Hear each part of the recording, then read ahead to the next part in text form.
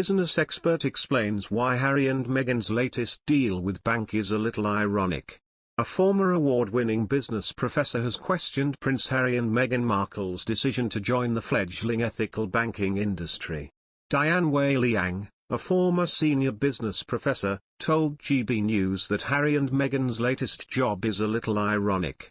The Duke and Duchess of Sussex joined Ethic, an ethical investment firm that manages more than $1.3 billion, £946 million.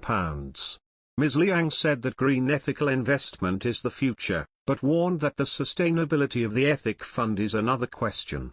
The couple have been named as impact partners and investors at the New York-based asset manager.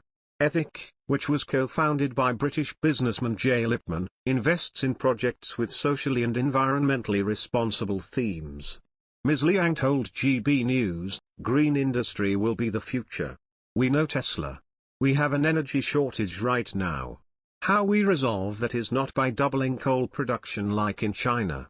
The Chinese-born author added, "It is by moving into sustainable energy and resources.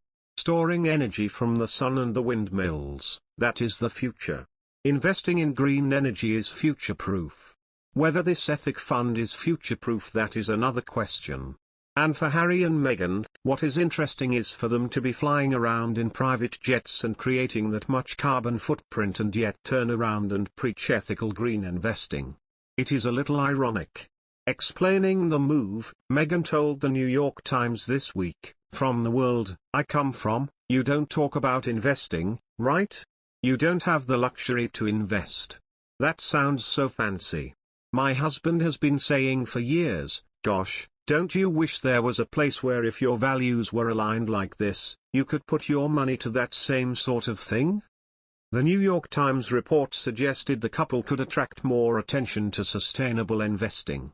Harry said, "You already have the younger generation voting with their dollars and their pounds, you know, all over the world when it comes to brands they select and choose from." The Duchess confirmed that they were introduced to Mr. Lipman and Ethic by friends.